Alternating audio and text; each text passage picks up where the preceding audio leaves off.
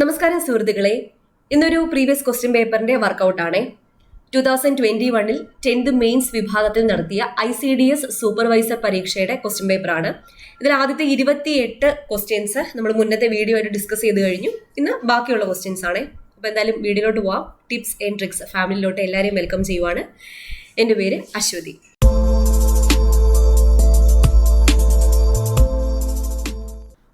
ആദ്യത്തെ ചോദ്യം, അന്താരാഷ്ട്ര തലത്തിൽ നടന്ന ആദ്യത്തെ ഡേ നൈറ്റ് ടെസ്റ്റ് ക്രിക്കറ്റ് മത്സരം ഏതൊക്കെ രാജ്യങ്ങൾ തമ്മിലായിരുന്നു? Australia, New Zealand. ഓസ്ട്രേലിയയും ന്യൂസിലൻഡും തമ്മിലാണ് അന്താരാഷ്ട്ര തലത്തിൽ നടന്ന ആദ്യത്തെ ഡേ നൈറ്റ് ടെസ്റ്റ് ക്രിക്കറ്റ് മത്സരം. അപ്പൊ ഈ അന്താരാഷ്ട്ര തലത്തിൽ നടന്ന ആദ്യത്തെ ഡേ നൈറ്റ് ടെസ്റ്റ് ക്രിക്കറ്റ് മത്സരത്തിലെ വിജയികൾ ആരായിരുന്നു? ഓസ്ട്രേലിയയും ന്യൂസിലൻഡും തമ്മിൽ നടന്ന മാച്ചിൽ ജയിച്ചത് ആരാണ്? ഓസ്ട്രേലിയയാണ് ജയിച്ചത്. 2015 ഈ ഒരു മത്സരം നടന്നത്. എവിടെ വെച്ചാണ് നടന്നത്? അഡ്ലെയ്ഡിൽ വെച്ചിട്ടാണ് നടന്നത്. അഡ്ലെയ്ഡ് എവിടെയാണ്? ഓസ്ട്രേലിയയിലാണ്. അപ്പം ഓസ്ട്രേലിയയിലെ അഡ്ലെയ്ഡിൽ 2015 ഈ ഒരു മത്സരം നടന്നത്. ഇനി ഇന്ത്യയുടെ ആദ്യ ഡേ നൈറ്റ് ടെസ്റ്റ് ക്രിക്കറ്റ് മത്സരത്തിൽ എതിരാളിയായിരുന്ന രാജ്യം ഏതാണ്? ബംഗ്ലാദേശ് ആണ്. ഇന്ത്യയുടെ ആദ്യത്തെ ഡേ നൈറ്റ് ടെസ്റ്റ് ക്രിക്കറ്റ് മത്സരത്തിലെ എതിരാളിയായിരുന്നത് ബംഗ്ലാദേശ് ആണ്. അത് 2019 കൊൽക്കത്തയിൽ വെച്ചിട്ടാണ് നടന്നത്. 2019 കൊൽക്കത്തയിൽ വെച്ചാണ് നടന്നത്. പിന്നെ അതിൽ വിജയി ആരായിരുന്നു? ഇന്ത്യയായിരുന്നു വിജയ്. അപ്പൊ ഇന്ത്യയുടെ ആദ്യ ഡേ നൈറ്റ് ടെസ്റ്റ് ക്രിക്കറ്റ് മത്സരത്തിൽ എതിരാളിയായിരുന്ന രാജ്യം ബംഗ്ലാദേശ് ആണ്. 2019 കൊൽക്കത്തയിൽ വെച്ചാണ് നടന്നത്. വിജയിച്ചത് ഇന്ത്യയാണ്. ഈ ഡേ നൈറ്റ് ക്രിക്കറ്റ് അറിയപ്പെടുന്ന മറ്റൊരു പേരെന്തുവാണ്? ഫ്ലഡ് ലിറ്റ് ക്രിക്കറ്റ് എന്ന പേരിലാണ് ഡേ നൈറ്റ് ക്രിക്കറ്റ് അറിയപ്പെടുന്നത്. അടുത്ത ചോദ്യം, ഒപ്റ്റിക്കൽ ഡിസ്ക് വിഭാഗത്തിൽ പെടാത്തത് ഏതാണ്? ഹാർഡ് ഡിസ്ക് ആണ്. ഇവിടെ തന്നിരിക്കുന്ന CD, DVD, ബ്ലൂറേ ഡിസ്ക് എല്ലാം ഒപ്റ്റിക്കൽ ഡിസ്ക് വിഭാഗത്തിൽ ഉൾപ്പെടുന്നതാണ്. ഹാർഡ് ഡിസ്ക് അല്ല. ഈ ഹാർഡ് ഡിസ്കിലെ കപ്പാസിറ്റി ഏറ്റവും കൂടിയ സെക്കൻഡറി സ്റ്റോറേജ് ഡിവൈസ് ആണ് ഹാർഡ് ഡിസ്ക്. ഏറ്റവും കൂടുതൽ കപ്പാസിറ്റി ഉള്ള സെക്കൻഡറി സ്റ്റോറേജ് ഡിവൈസ് ആണ് ഹാർഡ് ഡിസ്ക്. ഈ ഒപ്റ്റിക്കൽ ഡിസ്ക് എന്ന് പറയുമ്പോൾ പ്രധാനപ്പെട്ട ഒപ്റ്റിക്കൽ ഡിസ്കുകൾ ഏതൊക്കെയാ? CD, DVD, blu ray disk. അപ്പൊ സാധാരണ ഈ ഒപ്റ്റിക്കൽ ഡിസ്ക് നിർമ്മാണത്തിന് ഉപയോഗിക്കുന്ന ലോഹം ഏതാണ്? അലുമിനിയം ആണ് ഈ ഒപ്റ്റിക്കൽ ഡിസ്ക് നിർമ്മിക്കാൻ വേണ്ടി ഉപയോഗിക്കുന്ന ലോഹം. ഈ ഫ്ലോപ്പി ഡിസ്കിനേക്കാൾ സംഭരണശേഷി കൂടുതലും പിന്നെ ഹാർഡ് ഡിസ്കിനേക്കാൾ സംഭരണശേഷി കുറവുമായിട്ടുള്ള ഉപകരണം ഏതാണ്? അത് CD ആണ്. CDയുടെ full form compact disk. Compact ഡിസ്കിന് CDക്ക് ഫ്ലോപ്പി ഡിസ്കിനേക്കാൾ സ്റ്റോറേജ് കപ്പാസിറ്റി കൂടുതലായിരിക്കും, പക്ഷെ ഹാർഡ് ഡിസ്കിനേക്കാൾ സ്റ്റോറേജ് കപ്പാസിറ്റി കുറവും ആയിരിക്കും. ഒരു സാധാരണ CDയുടെ ഡയമീറ്റർ എത്രയാണ്? 12 സെന്റിമീറ്റർ. ഡയമീറ്റർ എന്നാൽ വ്യാസം. മലയാളത്തിൽ വ്യാസം എന്ന് പറയുന്നത്. ഒരു സാധാരണ CDയുടെ വ്യാസം എത്രയാ? 12 സെന്റിമീറ്റർ ആണ്.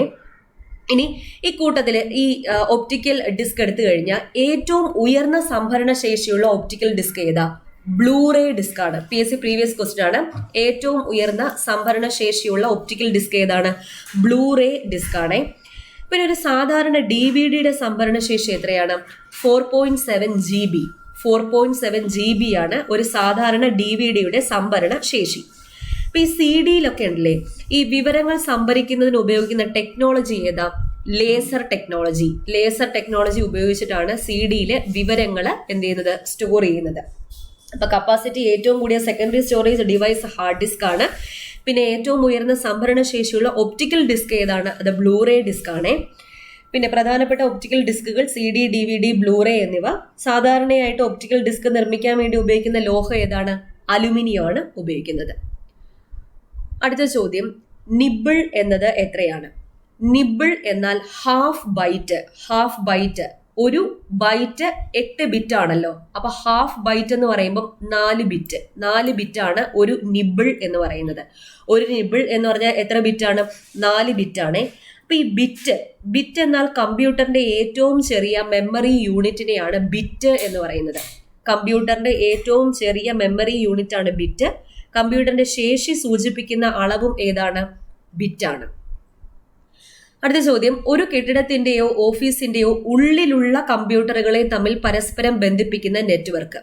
ഒരു കെട്ടിടത്തിന്റെയോ ഒരു ബിൽഡിങ്ങിന്റെയോ ഒരു ഓഫീസിന്റെയോ ഉള്ളിൽ മാത്രം, അതായത് ചെറിയൊരു ഏരിയയാണ്. അപ്പൊ ഈ ചെറിയ ഏരിയയിലുള്ള കമ്പ്യൂട്ടറിനെ തമ്മിൽ ബന്ധിപ്പിക്കുന്ന നെറ്റ്വർക്കാണ് ഏത്? ലാൻ. ലാനിന്റെ full form local area network. Local area network. ഇപ്പോൾ ഏതാനും മീറ്ററോ അല്ലെങ്കിൽ ഏതാനും കിലോമീറ്ററോ വൃത്ത പരിധിക്കുള്ളിലായിരിക്കും ഇവയുടെ പ്രവർത്തനം. അത് ഓഫീസ് ആകാം, അല്ലെങ്കിൽ സ്കൂൾ ആകാം, അല്ലെങ്കിൽ ഒരു റൂം ആകാം. ഇവിടെയൊക്കെ ലാൻ ശൃംഖലയായിരിക്കും ഉപയോഗിക്കുന്നത്. പിന്നെ ഒരു കെട്ടിടം എടുത്തു കഴിഞ്ഞാൽ അതിൽ ചിലപ്പോൾ ഒന്നിൽ കൂടുതൽ ലാനുകൾ ഉണ്ടായിരിക്കാം. ഒരു കെട്ടിടത്തിൽ തന്നെ ഒന്നിൽ കൂടുതൽ ലാനുകൾ ഉണ്ടായിരിക്കാം.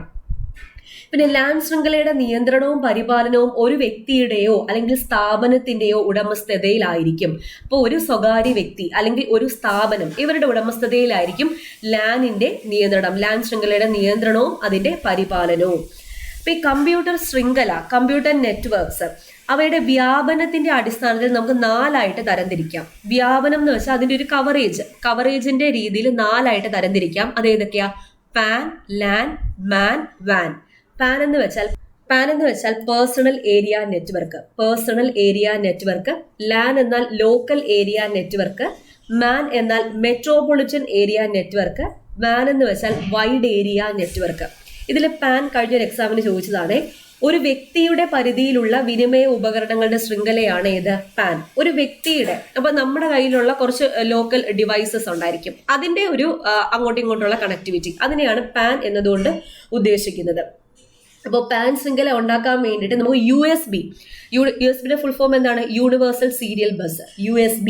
അതുപോലെ ഒരു അൺഗൈഡഡ് ആയിട്ടുള്ള മാധ്യമം എന്ന് വെച്ചാൽ ബ്ലൂടൂത്ത് ആയിരിക്കാം, അല്ലെങ്കിൽ ഇൻഫ്രാറെഡ് ആയിരിക്കാം. ഇവയൊക്കെ ഉപയോഗിച്ച് പാൻ ശൃംഖല ഉണ്ടാക്കിയെടുക്കാൻ വേണ്ടിയിട്ട് പറ്റും. പിന്നെ മാനും കഴിഞ്ഞൊരു എക്സാമിന് ചോദിച്ചതാണ്. Metropolitan area network. അത് ചോദിച്ചത് എന്താണ്? കേബിൾ ടി വി നെറ്റ്വർക്ക് എന്ന് പറയുന്നത് എന്തിന് ഉദാഹരണമാണ്? മാനിന് ഉദാഹരണമാണ്. മെട്രോപൊളിറ്റൻ ഏരിയ നെറ്റ്വർക്കിന് ഉദാഹരണമാണ് കേബിൾ ടി വി നെറ്റ്വർക്ക്. അപ്പൊ മാനിന്റെ ഒരു വൃത്തപരിധി എന്ന് പറയുന്നത് ഏകദേശം ഒരു 100 കിലോമീറ്റർ വരെ ആയിരിക്കും ഇത് വ്യാപിച്ചിരിക്കുന്നത്. 100 കിലോമീറ്റർ വരെ. ഈ മാനിന്റെ ഉടമസ്ഥത അല്ലെങ്കിൽ നിയന്ത്രണം എന്ന് പറയുന്നത് ഒരു വലിയ സ്ഥാപനത്തിന്റെയോ ഗവൺമെന്റിന്റെയോ ആയിരിക്കും. ഉദാഹരണം കേബിൾ ടി വി എന്ന് പറഞ്ഞാൽ കുറച്ച് ഏരിയ അങ്ങ് എടുക്കുവാണ്. അപ്പൊ ആ കുറച്ച് ഏരിയ ഏകദേശം ഒരു 25 കിലോമീറ്റർ അതിന്റെ അകത്തൊക്കെ ഒരു ഏരിയ അങ്ങ് എടുക്കുവാണ്, അല്ലെങ്കിൽ അതിൽ കൂടുതലും ആകാം. അപ്പൊ ഏകദേശം ഒരു 100 കിലോമീറ്റർ വരെ മാനിന്റെ പരിധി വ്യാപിച്ച് കിടക്കുന്നുണ്ട്. ഇനി വൈഡ് ഏരിയ നെറ്റ്വർക്ക് എന്ന് പറയുമ്പോൾ 100 കിലോമീറ്റർ കഴിഞ്ഞും പരിധി ഉണ്ടെങ്കിൽ അതാണ് വൈഡ് ഏരിയ നെറ്റ്വർക്ക് കൊണ്ട് ഉദ്ദേശിക്കുന്നത്. ഇപ്പൊ വാനിന് ഉദാഹരണം, മെയിൻ ആയിട്ടുള്ള ഉദാഹരണം ഏതാണ്? ഇന്റർനെറ്റ് ആണ് വാനിന് ഉദാഹരണം. ലോകത്തിലെ ഏറ്റവും വലിയ വൈഡ് ഏരിയ നെറ്റ്വർക്ക് ആണ് ഇന്റർനെറ്റ്. പിന്നെ വാനിന്റെ മറ്റു ഉദാഹരണങ്ങൾ പറയണമെങ്കിൽ ബാങ്ക് ശൃംഖല പറയാം, പിന്നെ ടെലിഫോൺ ലൈൻ പറയാം, സാറ്റലൈറ്റ് ലിങ്ക് പറയാം, ATM ശൃംഖല, റെയിൽവേ, ഇതൊക്കെ വാനിലാണ് ഉൾപ്പെടുന്നത്. അപ്പൊ ഈ വാൻ എന്ന് പറയുമ്പം അതിൽ ലാൻ ഉണ്ടായിരിക്കും, മാൻ ഉണ്ടായിരിക്കും, പിന്നെ മറ്റ് വാനുകൾ ഉണ്ടായിരിക്കും. ഇതെല്ലാം കൂടി ഉൾപ്പെടുന്നതാണ് വാൻ. ഓക്കെ, അടുത്ത ചോദ്യം. സർക്കാർ ജീവനക്കാരുടെ ശമ്പള സേവന വിവരങ്ങൾ ഉൾപ്പെടുന്ന ആപ്ലിക്കേഷൻ ഏതാണ്? സ്പാർക്കാണ്. സർക്കാർ ജീവനക്കാരുടെ ശമ്പള സേവന വിവരങ്ങൾ ഉൾപ്പെടുന്ന ആപ്ലിക്കേഷൻ ഏതാണ്? സ്പാർക്കാണ്. സ്പാർക്കിന്റെ ഫുൾ ഫോം എന്താ? സ്പാർക്ക് എന്നതുകൊണ്ട് ഉദ്ദേശിക്കുന്നത്, സ്പാർക്കിന്റെ full form S for service payroll administrative repository of Kerala. Service and payroll administrative repository of Kerala എന്നതാണ് സ്പാർക്കിന്റെ ഫുൾ ഫോം. പിന്നെ ഇവിടെ ഓപ്ഷൻ A സഞ്ജയ എന്ന് പറയുന്ന പ്ലാറ്റ്ഫോം എന്തുവാ? റവന്യൂ ലൈസൻസ് സംവിധാനങ്ങളെ നിയന്ത്രിക്കുന്നതിനുള്ള തദ്ദേശ സ്വയംഭരണ വകുപ്പിന്റെ ഓൺലൈൻ പ്ലാറ്റ്ഫോമാണ് സഞ്ജയ. റവന്യൂ ലൈസൻസ് സംവിധാനങ്ങളെ നിയന്ത്രിക്കുന്നതിന് വേണ്ടിയിട്ടുള്ള തദ്ദേശ സ്വയംഭരണ വകുപ്പിന്റെ ഓൺലൈൻ പ്ലാറ്റ്ഫോമാണ് സഞ്ജയ. സേവന എന്നതൊരു വെബ്സൈറ്റ് ആണ്. ജനന സർട്ടിഫിക്കറ്റ്, മരണ സർട്ടിഫിക്കറ്റ്, വിവാഹ സർട്ടിഫിക്കറ്റ് തുടങ്ങിയവയൊക്കെ ഓൺലൈനായി ലഭ്യമാക്കുന്ന സംവിധാനമാണ് സേവന. ജനന സർട്ടിഫിക്കറ്റ്, മരണ സർട്ടിഫിക്കറ്റ്, വിവാഹ സർട്ടിഫിക്കറ്റ് തുടങ്ങിയവയൊക്കെ ഓൺലൈനായി ലഭ്യമാക്കുന്ന വെബ്സൈറ്റ് സംവിധാനമാണ് സേവന. സമഗ്ര ഇപ്പോൾ നമുക്ക് പൊതുവായിട്ട് അറിയാവുന്ന ഒരു വെബ്സൈറ്റ് ആണ്. സമഗ്ര എന്തുവാണ്? ഓൺലൈൻ പഠനത്തിനായുള്ള കേരള സർക്കാരിന്റെ റിസോഴ്സ് പോർട്ടലാണ് സമഗ്ര. ഓൺലൈൻ പഠനത്തിനായുള്ള കേരള സർക്കാരിന്റെ റിസോഴ്സ് പോർട്ടലാണ് ഇത്? സമഗ്ര.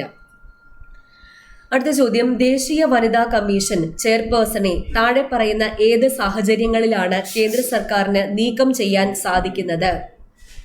ചുമതലകൾ നിർവഹിക്കുവാൻ വിസമ്മതിക്കുന്ന സാഹചര്യങ്ങളിൽ നീക്കം ചെയ്യാൻ വേണ്ടി പറ്റും. ചുമതലകൾ നിർവഹിക്കുവാൻ പ്രാപ്തിയില്ലാത്ത സാഹചര്യങ്ങളിൽ നീക്കം ചെയ്യാൻ പറ്റും. പിന്നെയുള്ള സാഹചര്യം അവിമുക്ത നിർധനനാകുന്ന സാഹചര്യങ്ങളിൽ. ഈ 3 കണ്ടീഷനില് ദേശീയ വനിതാ കമ്മീഷൻ ചെയർപേഴ്സണെ എന്ത് ചെയ്യാൻ പറ്റും? കേന്ദ്ര സർക്കാരിന് നീക്കം ചെയ്യാൻ വേണ്ടിയിട്ട് പറ്റും. അപ്പൊ ഈ വനിതാ കമ്മീഷന്റെ മെയിനായിട്ടുള്ള പ്രവർത്തനങ്ങൾ എന്തൊക്കെയാ? പെൺ ഭ്രൂണഹത്യ, സ്ത്രീധനം എന്നിവയ്ക്കെതിരെ ബോധവൽക്കരണ പരിപാടികളൊക്കെ സംഘടിപ്പിക്കുന്നത് വനിതാ കമ്മീഷനാണ്. അതിപ്പോ സംസ്ഥാന വനിതാ കമ്മീഷന്റെയും ദേശീയ വനിതാ കമ്മീഷന്റെയും പൊതുവായിട്ടുള്ള ചുമതലയാണ് പെൺ ഭ്രൂണഹത്യ, സ്ത്രീധനം എന്നിവയ്ക്കെതിരെ ബോധവൽക്കരണ പരിപാടികൾ സംഘടിപ്പിക്കുക, സ്ത്രീകൾക്കായുള്ള ഭരണഘടനാ വ്യവസ്ഥകളും നിയമങ്ങളും പാലിക്കപ്പെടുന്നുണ്ടോ എന്ന് പരിശോധിക്കുക, സ്ത്രീകൾക്കെതിരായ അതിക്രമങ്ങളെക്കുറിച്ച് അന്വേഷിച്ച് ആവശ്യമായ നടപടികൾ എടുക്കുക, പിന്നെ സ്ത്രീ സംരക്ഷണ നിയമങ്ങളുടെ നടത്തിപ്പിലെ പ്രശ്നങ്ങളും നിയമത്തിലുള്ള വീഴ്ചകളും സർക്കാരിന്റെ ശ്രദ്ധയിൽപ്പെടുത്തുക. ഇതൊക്കെ ആരുടെ ചുമതലകളാണ്? ദേശീയ വനിതാ കമ്മീഷന്റെ ചുമതലകളാണ്. ദേശീയ വനിതാ കമ്മീഷൻ മാത്രമല്ല, സംസ്ഥാന വനിതാ കമ്മീഷന്റെ പൊതുവായിട്ട് വനിതാ കമ്മീഷന്റെ ചുമതലകളാണ്. ഈ ദേശീയ വനിതാ കമ്മീഷൻ നിയമം ലോക്സഭയിൽ അവതരിപ്പിച്ചത് 1990 മെയ് 22-നാണ്. രാഷ്ട്രപതി ഒപ്പുവെച്ചത് 1990 ഓഗസ്റ്റ് 30-നാണ്. ഈ ഒരു നിയമപ്രകാരമാണ് ദേശീയ വനിതാ കമ്മീഷൻ രൂപീകരിച്ചത്. അപ്പൊ 1990-ലെ ദേശീയ വനിതാ കമ്മീഷൻ നിയമം അനുസരിച്ചിട്ടാണ് ദേശീയ വനിതാ കമ്മീഷൻ രൂപീകരിച്ചത്. ദേശീയ വനിതാ കമ്മീഷൻ രൂപീകരിച്ച വർഷം ചോദിച്ചാൽ 1992 ജനുവരി മാസം 31-നാണ്. 1992 ജനുവരി മാസം 31-നാണ്. ദേശീയ വനിതാ കമ്മീഷന്റെ ആസ്ഥാനവും ന്യൂഡൽഹിയിലെ നിർഭയ ഭവനാണ് ദേശീയ വനിതാ കമ്മീഷന്റെ ആസ്ഥാനം. പിന്നെ ദേശീയ വനിതാ കമ്മീഷന്റെ പ്രസിദ്ധീകരണം ഏതാ? രാഷ്ട്രമഹിള എന്നതാണ് ദേശീയ വനിതാ കമ്മീഷന്റെ പ്രസിദ്ധീകരണം. ഏത് മന്ത്രാലയത്തിന്റെ കീഴിലാണ് പ്രവർത്തിക്കുന്നത്? വനിതാ ശിശു വികസന മന്ത്രാലയം, ministry of women and child ഡെവലപ്മെന്റിന്റെ കീഴിലാണ് ദേശീയ വനിതാ കമ്മീഷൻ പ്രവർത്തിക്കുന്നത്. ഇനി കേരള സംസ്ഥാന വനിതാ കമ്മീഷനെ പറ്റി പറയുകയാണെങ്കിൽ, കേരള സംസ്ഥാന വനിതാ കമ്മീഷൻ നിലവിൽ വന്നത് 1996 മാർച്ച് മാസം 14-ാം തീയതിയാണ്. മാർച്ച് 14. ആദ്യത്തെ ചെയർപേഴ്സൺ ആരായിരുന്നു? സുഗതകുമാരിയായിരുന്നു. അവിടെ ദേശീയ വനിതാ കമ്മീഷനിലെ ആദ്യത്തെ ചെയർപേഴ്സൺ ജയന്തി പട്നായിക് ആയിരുന്നു. ഇവിടെ കേരള സംസ്ഥാന വനിതാ കമ്മീഷന്റെ ആദ്യത്തെ ചെയർപേഴ്സൺ സുഗതകുമാരിയായിരുന്നേ. രണ്ടാമത്തെ ചെയർപേഴ്സൺ ആരായിരുന്നു? ഡി ശ്രീദേവി. നിലവിലെ ചെയർപേഴ്സൺ പി സതീദേവി. ഇനി കേരള സംസ്ഥാന വനിതാ കമ്മീഷൻ ചെയർപേഴ്സന്റെ കാലാവധി എത്ര വർഷമാണ്? 5 വർഷമാണ് കാലാവധി. തിരുവനന്തപുരമാണ് ആസ്ഥാനം. അവിടെ രാഷ്ട്രമഹിളയായിരുന്നു പ്രസിദ്ധീകരണമെങ്കിൽ ഇവിടെ സംസ്ഥാന വനിതാ കമ്മീഷന്റെ പ്രസിദ്ധീകരണം ഏതാണ്? സ്ത്രീശക്തിയാണ് പ്രസിദ്ധീകരണം. ഇനി വനിതാ കമ്മീഷൻ എന്ന് പറയുന്നത് ഭരണഘടനാ സ്ഥാപനമാണോ അതോ സ്റ്റാറ്റ്യൂട്ടറി ബോഡിയാണോ? സ്റ്റാറ്റ്യൂട്ടറി ബോഡിയാണ്. വനിതാ കമ്മീഷൻ എന്ന് പറയുന്നത് ഒരു സ്റ്റാറ്റ്യൂട്ടറി ബോഡിയാണ്.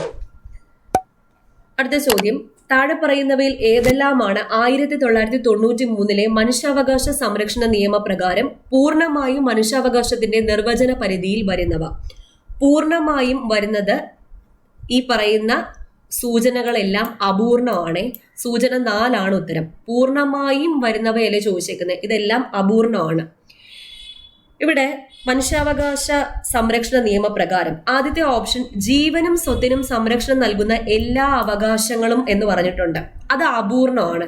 അതിൽ പറയേണ്ടത് എങ്ങനെയാന്ന് വെച്ചാൽ 1993-ലെ മനുഷ്യാവകാശ സംരക്ഷണ നിയമപ്രകാരം ഒരു മനുഷ്യന്റെ ജീവിതം, സ്വാതന്ത്ര്യം, തുല്യത എന്നിവയുമായി ബന്ധപ്പെട്ട എല്ലാ കാര്യങ്ങളും മനുഷ്യാവകാശത്തിന്റെ പരിധിയിൽ വരുന്നു എന്നുള്ളതാണ് കറക്റ്റായിട്ട് വരേണ്ടത്. 1993-ലെ മനുഷ്യാവകാശ സംരക്ഷണ നിയമപ്രകാരം ഒരു മനുഷ്യന്റെ ജീവിതം, സ്വാതന്ത്ര്യം, തുല്യത എന്നിവയുമായി ബന്ധപ്പെട്ട എല്ലാ കാര്യങ്ങളും മനുഷ്യാവകാശത്തിന്റെ പരിധിയിൽ വരുന്നു. ഇത് ജസ്റ്റ് പറഞ്ഞേക്കുന്ന ജീവനും സ്വത്തിനും സംരക്ഷണം നൽകുന്ന എല്ലാ അവകാശങ്ങളും അങ്ങനെയല്ല, ആ ഒരു നിയമത്തിന്റെ പരിധിയിൽ വരുന്നത് എന്ന് എടുത്തു പറയണം. പിന്നെ അത് കഴിഞ്ഞിട്ട് പറഞ്ഞേക്കുന്നത് ഇന്ത്യൻ ഭരണഘടനയിലും മറ്റ് ഇന്ത്യൻ നിയമങ്ങളിലും പരാമർശിച്ചിട്ടുള്ള അവകാശങ്ങൾ മാത്രം എന്ന് പറഞ്ഞിട്ടുണ്ട്. അതല്ല, ഇന്ത്യയിലെ സിവിൽ, ക്രിമിനൽ, നഷ്ടപരിഹാര നിയമങ്ങൾക്ക് പുറമെ മനുഷ്യന്റെ എല്ലാ അവകാശങ്ങളെയും സംരക്ഷിക്കുന്നതിനെയാണ് മനുഷ്യാവകാശം എന്ന് പറയുന്നത്. പിന്നെ ഇന്ത്യൻ ഭരണഘടനയിൽ ഇല്ലാത്തതും അന്താരാഷ്ട്ര ഉടമ്പടികളിൽ പരാമർശിച്ചിട്ടുമുള്ള അവകാശങ്ങൾ, അതല്ല മാന്യമായി ജീവിക്കുന്നതിന് ഇന്ത്യൻ ഭരണഘടന ഉറപ്പ് നൽകിയിട്ടുള്ളതും അന്താരാഷ്ട്ര നിയമപ്രകാരം ഇന്ത്യയിൽ ബാധകമായ എല്ലാ അവകാശങ്ങളും മനുഷ്യാവകാശങ്ങളാണ്. അങ്ങനെയാണ് പൂർണ്ണമായിട്ട് പറയേണ്ടത്. ഇവിടെ അപൂർണമായതുകൊണ്ട് തന്നെ നമ്മുടെ ഉത്തരം വരുന്നത് എന്തുവാണ്? മേൽപ്പറഞ്ഞ 3 സൂചനകളും അപൂർണമാണ് എന്നതാണ് ഉത്തരം. ഓക്കെ, അപ്പൊ ഇത്രയും ചോദ്യങ്ങളാണ് ഇന്ന് ഡിസ്കസ് ചെയ്തത്. ഇതിൽ മെയിൻ ആയിട്ട് നിങ്ങൾ ഒന്ന് റെഫർ ചെയ്യേണ്ടത് മനുഷ്യാവകാശ സംരക്ഷണ നിയമം, മനുഷ്യാവകാശ കമ്മീഷൻ, അത് കേരള സംസ്ഥാന മനുഷ്യാവകാശ കമ്മീഷൻ, ദേശീയ മനുഷ്യാവകാശ കമ്മീഷൻ എക്സ്ട്രാ നോക്കിക്കൊള്ളാം.